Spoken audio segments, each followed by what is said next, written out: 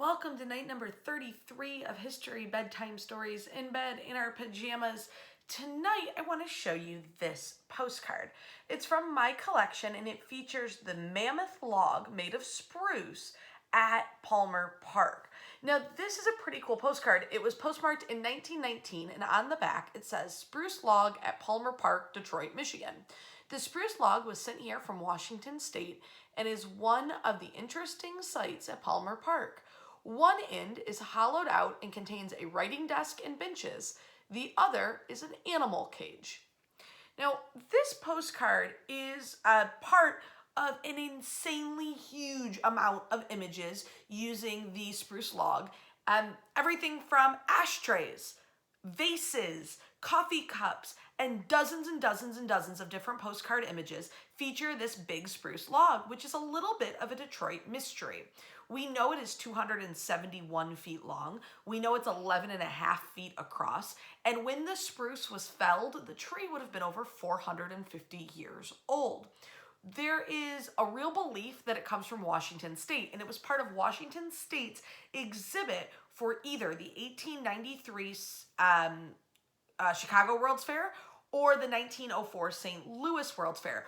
But neither of them has any definitive proof that this log was ever exhibited.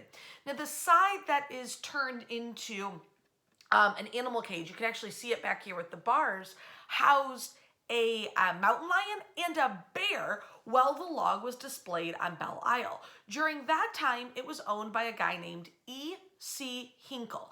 And we know that because there's this little tiny mention of him in the minutes for the Detroit Park Commissioners meeting in 1906 on July 24th. In that article, it talks a little bit about how Hinkle is asking the Park Commission to give him $525 to build a permanent structure, sort of something covering that log to protect it from the elements and keep visitors out of the rain.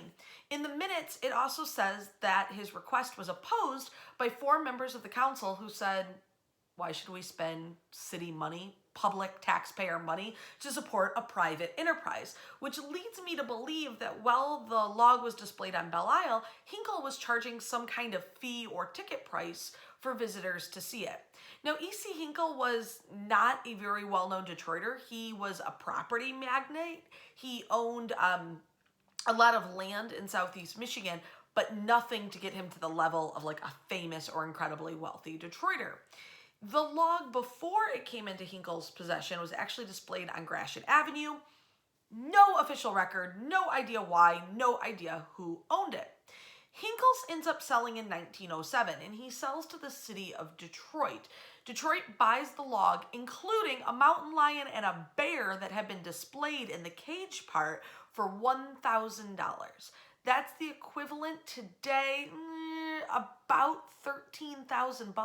So it was a pretty big investment for the city of Detroit to buy the giant spruce log.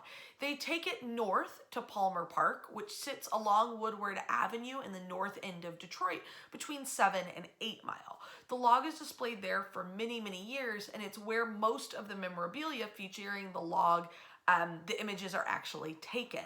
During this time, it is a bit unclear if the animals were still displayed or if it was just that table and writing benches and people could simply marvel at the size that this tree must have been. The tourist attraction of the log really is sort of that roadside variety tourism, and it is incredibly popular as seen in the dozens and dozens of photographic images. But for as popular as it is, its ending is really melodramatic.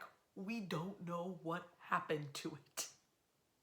Just a giant 241-foot log that disappeared, both physically and in the history of Detroit.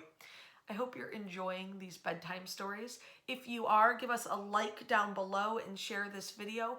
Wash your hands, and we'll see you tomorrow night.